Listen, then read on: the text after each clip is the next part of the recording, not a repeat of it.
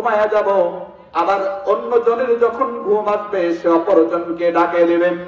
এমন চিন্তা ভাবনা করলেন। ওই দুইজনের মধ্যে আরেকজন ঘুমায়া পড়লেন, একজন বাকি থাকে, সে পাহারা দেওয়ার কাজে নিযুক্ত হয়ে গেলেন। সে পাহারা দিচ্ছিলেন। মনে মনে চিন্তা চলে আসলো, আহারে সবাই তো ঘুমায়া পড়েছে, তাহলে আমি কেন শুধু শুধু জেগে থাকবো? আর জেগে যদি থাকতেই হয়, কেন আমি এই সময়টা নষ্ট করব?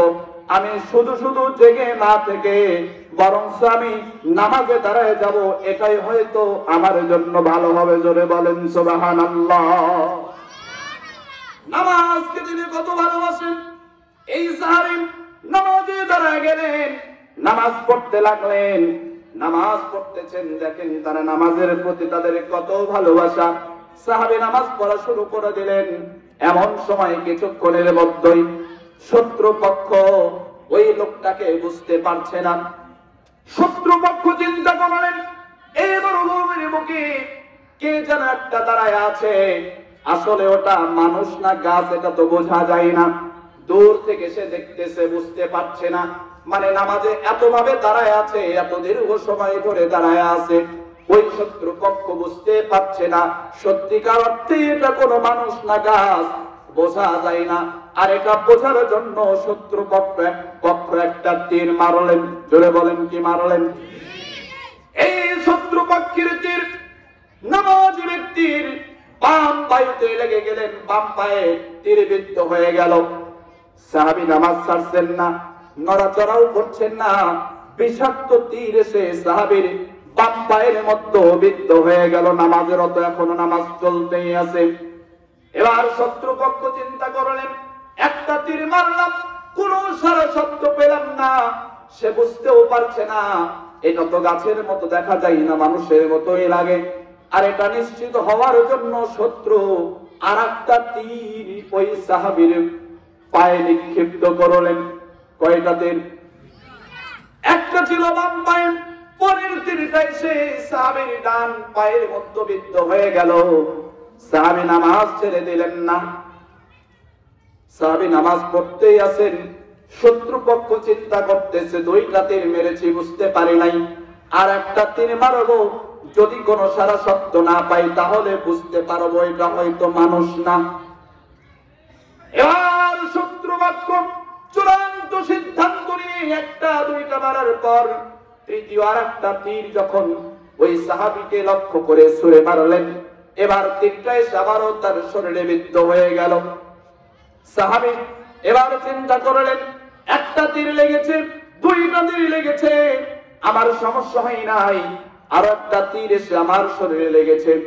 আমি যদি নামাজটা ছেড়ে না দেই, আর শত্রুপক্ষ যদি বুঝতে পারে এটা কোনো মানুষ, আর শত্রুপক্ষ যদি আবার নবী সহ সাহাবীদের আক্রমণ করে, তাহলে তো আমার সমস্যা হয়ে যাবে, আমার রাসূল আক্রান্ত হয়ে যাবে, আমার নবী আক্রান্ত হয়ে যাবে। এইবার আল্লাহর নবীর সাহাবী ওই সাহাবীটা খুব তাড়াহুড়া করে নামাজটা ছেড়ে দিয়ে আমার রাসূলকে খবর দিয়ে দিলেন, শত্রুপক্ষ আমাদেরকে টের পেয়েছে। আল্লাহর নবী ঘুম থেকে জাগ্রত হয়ে তিনি লক্ষ্য করলেন সাহাবী তার শরীর মোবারকের উপর কান্না করছেন, তার চোখ থেকে পানি ঝরছে এবং শরীর থেকে রক্তগুলো জমিনে পড়ে যাচ্ছে। আল্লাহর নবী সাহাবীকে বললেন, ও সাহাবী, তোমার শরীর থেকে তো রক্ত খনন হচ্ছে, এইভাবে যদি রক্ত ঝরতে থাকে তোমার তো মৃত্যু হয়ে যেতে পারে। তোমাকে তীর মারা হয়েছে, কেন তুমি একটা তীর মারার পরেই নামাজটা ছেড়ে দাও নাই? সাহাবী বললেন, ইয়া রাসূলুল্লাহ, ইয়া হাবিবাল্লাহ, একটা তীর যখন আমাকে মারা হয়েছে আমি তেমন ভাবে বুঝতে পারি নাই, দ্বিতীয় আরেকটা তীর মারা হয়েছে আমি বুঝতে পেরেছি আমাকে তীর মারা হয়েছে, কিন্তু আমি নামাজে এত মজা পাচ্ছিলাম, নামাজটা আমার এত ভালো লাগতেছিল, আমার এই তীর এসে লেগেছে, আমার তেমন কোনো খারাপ লাগে নাই, তেমন কোনো কষ্ট হয় নাই, এই জন্য দ্বিতীয় তীর লাগার পরেও আমি আপনাকে ডাকি নাই, আপনার ঘুম ভাঙাই নাই। ইয়া রাসূলুল্লাহ, ইয়া হাবিবাল্লাহ, তৃতীয় আরেকটা তীর যখন এসে আমাকে লাগলো আমার তখনও তেমন কোনো কষ্ট অনুভব হয় নাই, কিন্তু আমি চিন্তা করলাম আমি যদি নামাজটা ছেড়ে না দেই আর আমার নবী আক্রান্ত হয়ে যায়, তাহলে তো এর চাইতে বড় ক্ষতি আর কোনোটা হতে পারে না। আমি আমার জীবনের মায়া করি নাই, জীবনের চিন্তা করি নাই, শুধু আপনি আক্রান্ত হবেন ভেবে আমি নামাজটা ছেড়ে দিয়েছি।